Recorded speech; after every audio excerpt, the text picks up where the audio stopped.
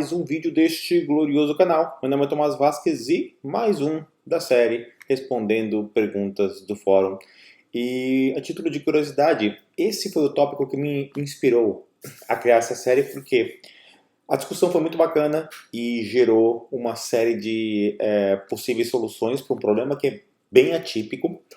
O tópico é um pouco antigo, então a ideia já estava cozinhando na minha cabeça já tem um tempo. Já aviso, pode ser que esse vídeo fique um pouco comprido, porque tem alguns conceitos que eu gostaria de explicar. Então, bom, vamos lá. O link está aqui em cima, vocês conseguem copiar. Vou até deixar ele na descrição. Se eu lembrar, se eu esquecer, vocês comentam e pedem. E o problema era basicamente o seguinte. Tá aqui o tópico, eu vou ler ele muito por cima, porque vocês podem ir lá no tópico, no fórum, e pegar mais detalhes, mas tentando resumir a conversa. Nosso colega aqui, que é o Wesley CS, é o nome de usuário dele, não sei se ele assina com algum outro nome, deixa eu dar uma olhada aqui, não. Tinha essa lista aqui, que é basicamente uma tabela, como vocês podem ver, ele tem 3 colunas, COO, que parece ser um tipo de identificador, PDV e nome, certo? E esse é uma espécie de registro, segundo a descrição dele, que um PDV que ele tem na empresa, ou na loja, ou no estabelecimento dele, gerava esse output que basicamente é uma espécie de registro de todas as ocorrências que aconteciam naquele PDV, ele não falou exatamente o que, e aconteciam numa sequência, certo? Conforme os usuários iam mudando com o uso do PDV. Tá? Tem algumas informações quebradas aqui, mas isso não vem ao caso, não faz parte da solução. O que ele queria saber, no final das contas, ele queria que, com base nessa lista, se ele fosse gerado um output, uma saída parecida com essa daqui que ele colocou como exemplo. Ou seja, no PDV XPTO, o usuário tal começou a gerar registros a partir dessa linha e gerou a partir até esta linha. E depois foi lá e mudou o usuário, depois isso, assim, um atrás do outro até que a lista cabe. Tá. A discussão ela foi bacana porque pensamos em algumas soluções. Foi a primeira coisa que eu tinha tido em mente, e o colega José, que inclusive participou da discussão, resolveu o problema com uma fórmula matricial, mas tinha um porém. O porém era que o importante para essa lista não era identificar quantas vezes um usuário específico tinha usado o PDV. Se fosse esse o caso, ou seja, eu quero saber quantas vezes o usuário X utilizou o PDV, ou por quanto tempo, de repente, se aquilo se referisse a um registro de tempo. Mas não, se fosse esse o caso, a fórmula matricial ou até um simples somação, um conte-C, poderia resolver o problema. Mas o problema é que a sequência de eventos era importante, ou seja, o mesmo usuário podia ter usado ou gerado registros no PDV. PDV, para quem não sabe, é ponto de venda. Tá? Gerou registros no PDV em diferentes momentos do dia e ele queria saber isso, onde começou e onde terminou. Isso, depois que ficou claro o que devia ser feito, me instigou, falou, poxa, acho interessante tentar criar uma solução disso daqui no VBA, porque ele era no VBA que ele estava pedindo, que ele estava importando os dados, gerando esse relatório, e gerou uma solução que eu achei bacana. Gastei um tempo bem satisfatório, assim. Fiquei bastante contente em ter passado esse tempo resolvendo esse tipo de problema. E eu vou resolver aqui no macOS mesmo, tá, pessoal? Porque tudo que eu fiz aqui, tudo que eu fizer aqui, pode ser replicado no do Windows. E como essa é a máquina que eu uso para gravação, fica mais fácil eu fazer aqui. Eu não dependo de uma outra máquina Windows nem de uma máquina virtual. Tá? Quem quiser saber mais detalhes depois do meu setup de gravação, aí eu falo em algum outro vídeo. Mas eu tenho essa máquina e, enfim, fica muito mais fácil gravar aqui e depois editar, porque o Macintosh, nossa, denunciei a idade falando do Macintosh, mas o Mac ele tem uma suite de ferramentas já pronta para você fazer edição de vídeos simples, como são esses que eu publico aqui no canal, então vale muito a pena.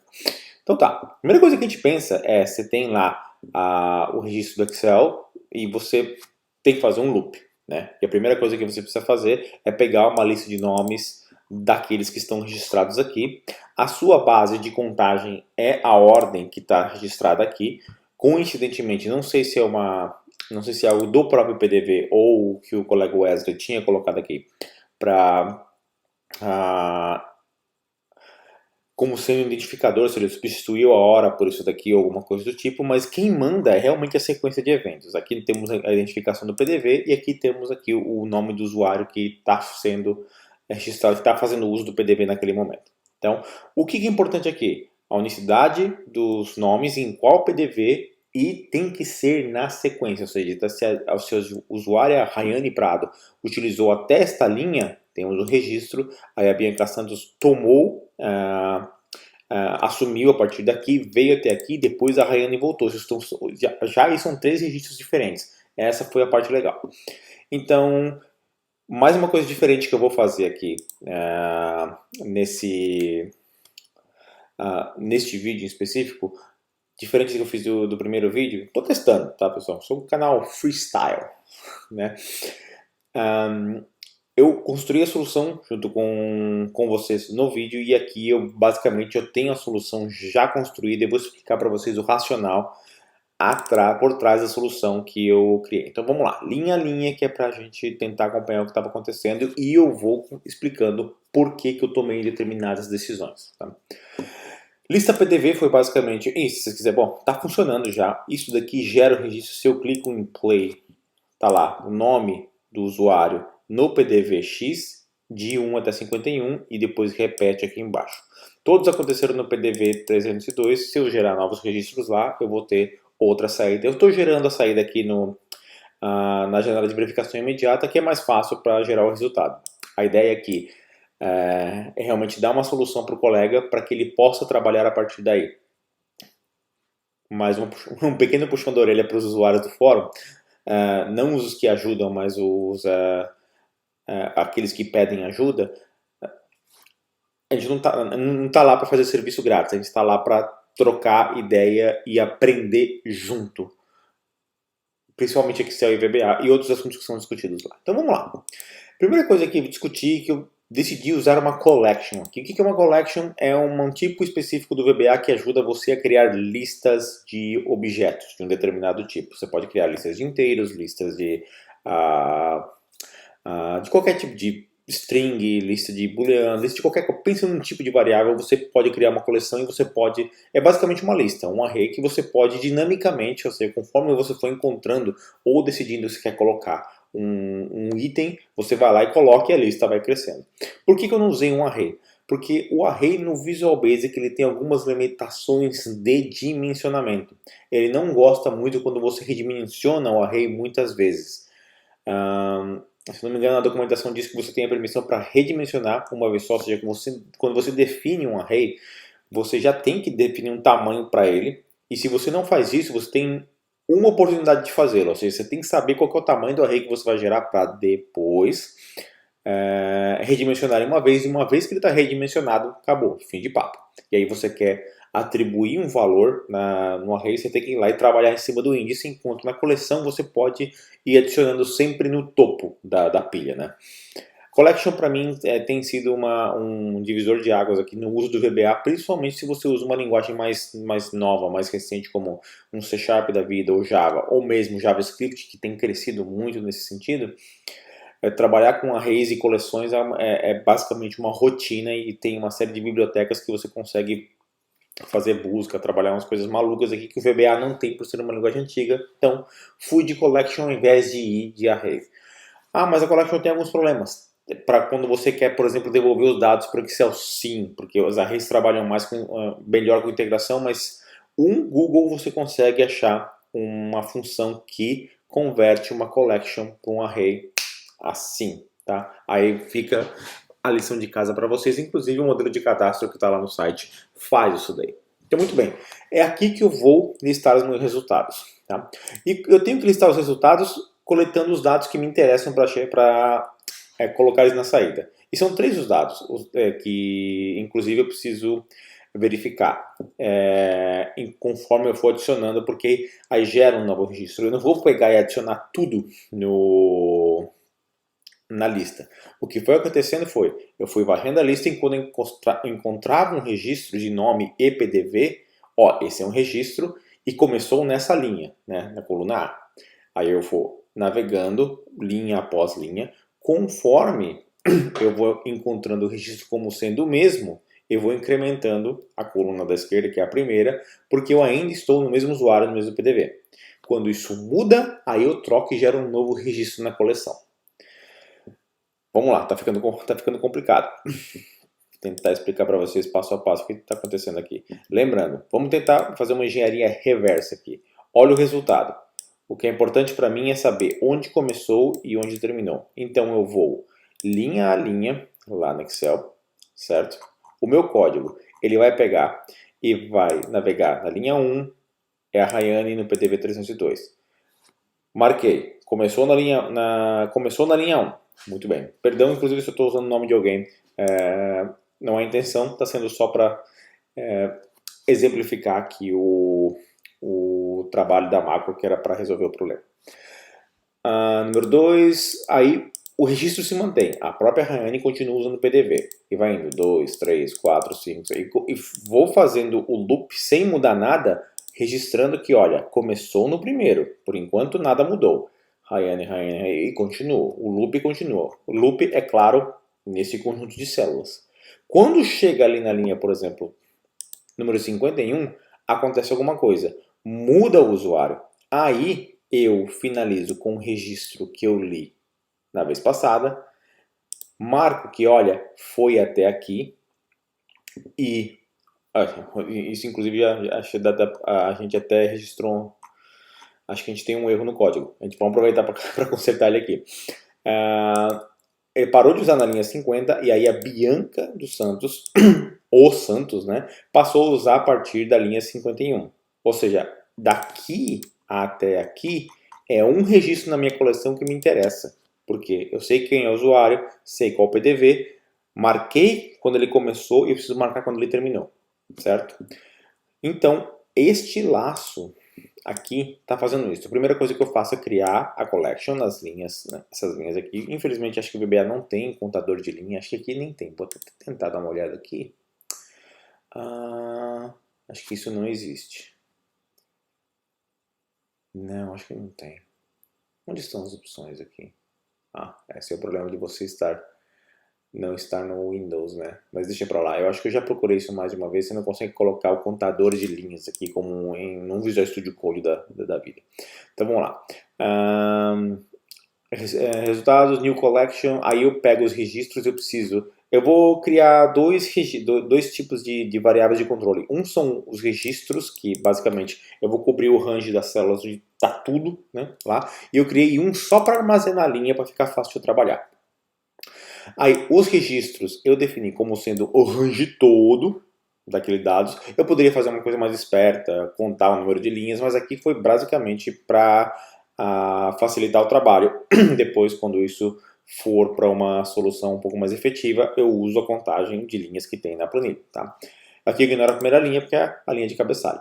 E aí, eu defino índices para ajudar a identificar a linha dentro da tabela. E isso eu faço muito nas soluções que eu costumo trabalhar quando a gente trabalha com tabelas que a gente enxerga como base de dados. Como assim?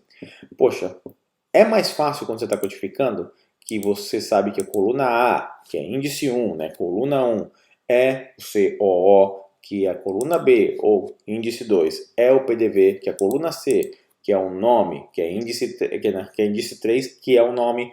E se você tiver 10, 20, 30 colunas, você vai precisar, primeiro, gravar todos esses números de cabeça, e segundo, quando você usar ele 4 vezes dentro da mesma função, em algum momento aquilo vai deixar de ter sentido.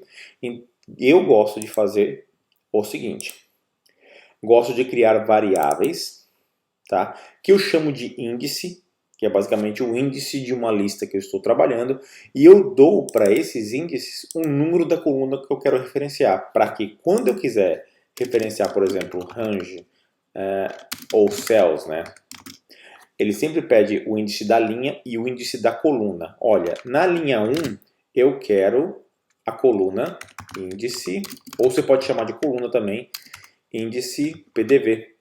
E índice PDV, como eu defini aqui em cima, nessa linha de declaração, é o índice número 2. Número 2 é a coluna B. Aqui vai dar erro porque essa linha é inválida, mas é assim que eu faço referência a uma coluna específica dentro de códigos que eu uso para fazer referência à base de dados. Fica muito mais fácil de ler, principalmente se você está fazendo isso aqui embaixo, né? Eu estou pegando na tabela de registros, aqui por exemplo, aqui é um exemplo. Estou pegando na tabela de registros, nas células de índice 1, de índice da linha, né? De índice da linha, eu quero pegar a coluna nome, que aí tanto faz. Se a coluna mudar na planilha, você só precisa atualizar a variável de índice e não todas as colunas 3 que você tem no seu código. Muito bem. Isso é uma prática que eu gosto de usar, fica aí como dica, tá? Assume o registro da primeira linha. Aí que entra uma brincadeirinha que eu gostei de fazer. Registro PDV é um módulo de classe. O que é uma classe? Dentro do VBA. Uau, esse assunto pode se estender por horas, mas basicamente pensa num tipo específico que você pode criar.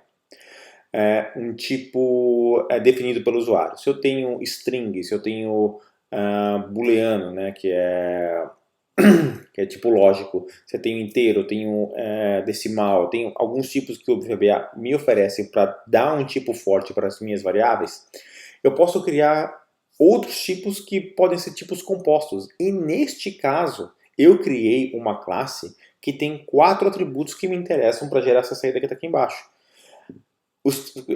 Lógico, eu podia ter usado todas aquelas boas práticas de set e let para proteger, mas como é só a título de exemplo, eu criei as variáveis como públicas aqui e para os propósitos dessa solução,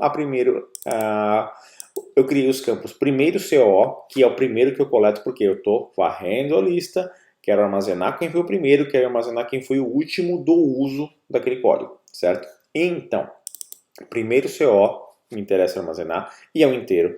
O último CO me interessa armazenar, também é um inteiro.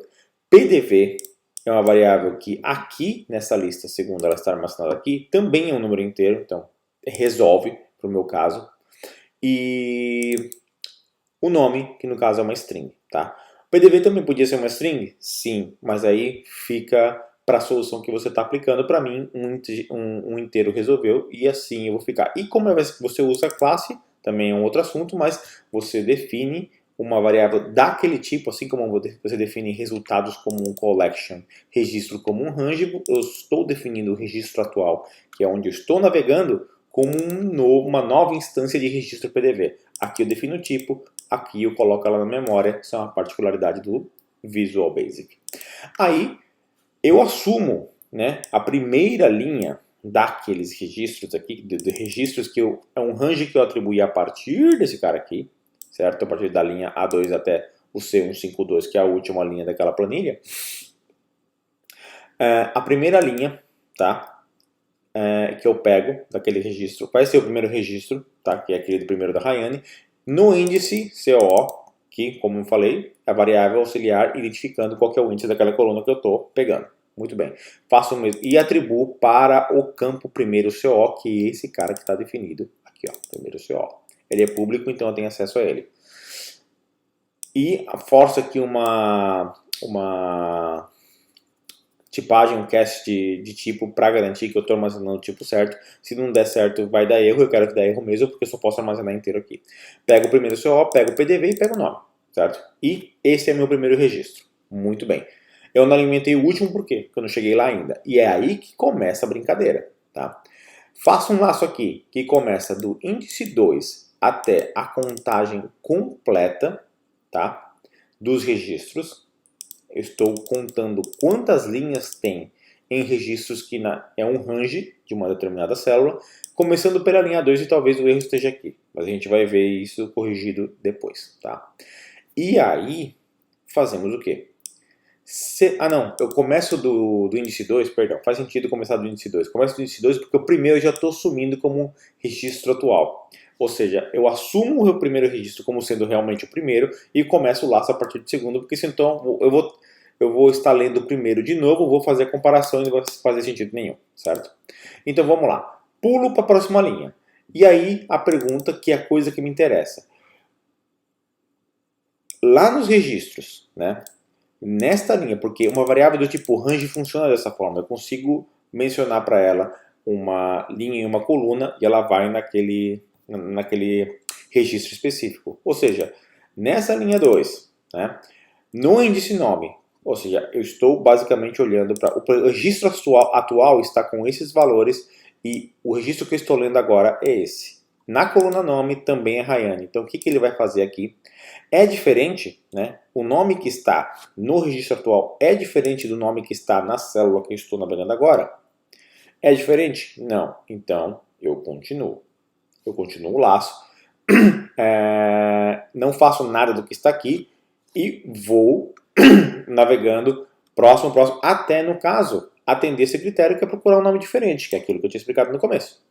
Quando chegar no ponto em que eu identificar um outro nome, ou seja, o nome que eu estou lendo aqui é diferente daquele que está lá, que é aquele que eu estou armazenado no primeiro registro, né?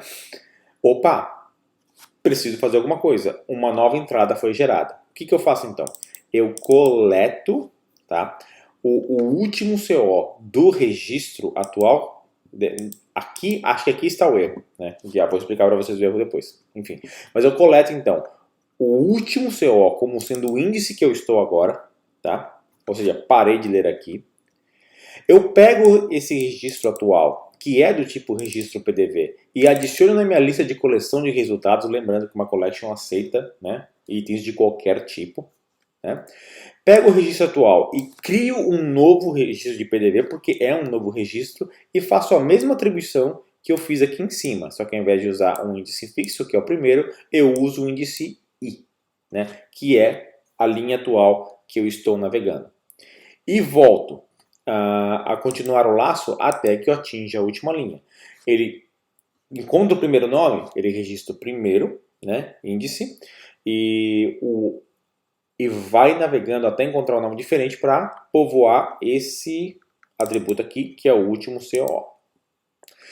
Acabou o laço, o que ele faz? Atualiza o último registro, que se eu fui até o final e não encontrei mais nenhum nome diferente, eu ainda não tenho o último registro lá definido para o registro anterior, né? Para o registro que eu estava navegando, supondo que eu tenha lá Tomás no PDB 302.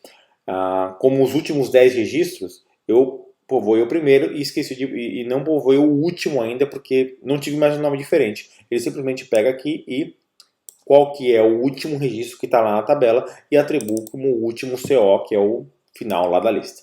E finalmente adiciona esse cara na coleção. E o que eu faço aqui é basicamente fazer um laço for each na lista de coleções e faço um print bonitinho do que está acontecendo aqui. Printo o resultado nome, que está aqui, ó, nome, arranhando no PDV, resultado.pdv, ou seja, do tipo, né? Eu estou navegando pela lista de coleções, pela coleção de resultados que é do tipo registro PDV, tá? E estou pegando para cada um atributo tipado, que é um nome, o PDV e o primeiro CO e o último CO para construir esse string que está sendo povoado aqui. E no final, só um cuidado para quem já é desenvolvedor VBA, que eu tiro qualquer coisa que esteja alocada em memória para nothing. Eu deveria fazer o mesmo para todas essas outras variáveis aqui, registro atual e esse tipo de coisa. Ou seja, melhoras do código para serem feitas a posteriori, porque isso aqui é só para ajudar o colega a ter uma solução para o problema dele. Onde é que está o erro? Né? Já estava falando. Lembrando que isso aqui já resolve boa parte do problema do colega. A Rayane está terminando aqui no registro 50, né? E a Bianca começa aqui no 51. E aqui na janela de resultados, eu estou vendo que a Rayane está indo até o 51. Existem duas formas de resolver esse problema aqui. A primeira delas que eu acho não ótima, é atribuir o último CO sempre que eu, numa cláusula else aqui. Eu tiro isso daqui, eu tiro isso, e numa cláusula else aqui, eu atribuo, né, sempre o último registro. Ou seja, eu estou sempre atualizando o último registro quando eu vou navegando. Isso já deve resolver o problema. Vou clicar aqui, vou apagar esse resultado. Lista PDV, de 1 até 50, que a gente acabou de resolver o problema, certo? Porque eu estava pegando o registro, na hora que eu atualizava o último CO, eu pegava do registro atual, que é a linha que eu estava, que eu tinha acabado de encontrar um nome diferente. Uma outra forma, né, um pouco mais perigosa, que eu precisaria fazer algumas validações, mas acho que não tem tanto problema, eu estou pegando, né, o último CO do registro em que eu estou navegando agora, depois de ter passado por essa validação. Eu posso fazer -1, ou seja, me dá o índice COO, o valor da coluna índice COO, que no caso é 1, o valor da coluna COO no índice da linha que eu estou lendo, -1 que é anterior, antes de ter dado a desigualdade. Acho que isso também vai resolver o problema. E aqui eu economizo uma atribuição, né? Não estou reatribuindo o tempo todo. Também resolve o problema. E temos uma solução. E a classe está aqui. Novamente, é um resultado ótimo? Não, não é um resultado ótimo. Consigo fazer uma limpeza absurda nesse código aqui, tipando variáveis que estão sendo tipadas, fazendo uma contagem dinâmica dos registros, ao invés de pegar um range fixo, limpar todas as variáveis da memória. Mas a ideia aqui no fórum é sempre dar um guia da solução para aquele que está solicitando ajuda, para que ele possa, a partir daí, seguir em frente. Não construir o sistema inteiro para ele. Boas práticas fazem parte também de discussões do fórum, mas merecem um tópico separado. Ok? Era isso que eu queria compartilhar com vocês. Uma abordagem diferente para resolver um problema que parecia, a priori, bastante trivial, mas que gerou um código aqui que não é um absurdo, mas tem ali uma artimanha bacana acredito que o que é válido aqui. Quando você vê que a solução está começando a ficar complicada de você fazer um uso maluco de variáveis auxiliares, que vai deixar o código bastante poluído, difícil de ler, uma classezinha que basicamente representa aquele registro que você está tentando trabalhar em cima, porque ele é um pouco mais complexo, resolve, ao invés de você criar arrays com índices malucos para chegar naquele resultado. E aborda só o que você precisa, não precisa ir muito longe, e dê nome aos bois para que o código fique legível, para que esta linha no meio dessa maluquice toda faça um pouco mais de sentido, ao invés de ser índice nome 3, por exemplo, alguma coisa desse tipo. Uma abordagem diferente, e também pode ser uma coisa que você não goste muito, índice linha atual seria uma forma de deixar o código mais legível, certo? Não vai machucar e o código vai compilar e funcionar da mesma forma. O link do tópico vai estar aqui embaixo. Se você tem alguma outra ideia de como isso poderia ser resolvido, o fórum está lá justamente para isso. Eu nem sei se demorou tanto, não estou acompanhando quanto tempo eu estou levando para gravar esse vídeo, mas gostaria de ter. Esse era o meu desejo, compartilhar isso aqui com vocês. O arquivo está lá para download, a discussão está lá para vocês darem uma olhada. A discussão, inclusive, que eu tive com o colega José para dizer por que eu achava que a fórmula matricial não ia conseguir solucionar o problema como um todo, e esse tipo de coisa que eu adoro no fórum. Eu aprendo até hoje com ele, com algumas perguntas. Quando a pergunta ela é bem feita e traz um problema bacana de ser resolvido, esse é o tipo de esforço que é legal. Passar o tempo colocando esforço nele para gerar uma solução que depois vai ser compartilhada com todos vocês. Certo? Espero que vocês tenham gostado. Muito obrigado por ter assistido esse vídeo, por ter aguentado ficar aqui até o final. Dúvidas? Nos comentários, à vontade aqui embaixo, dúvidas de código, esse tipo de coisa, corre lá pro fórum. Muito obrigado por assistir e a gente se vê no próximo vídeo.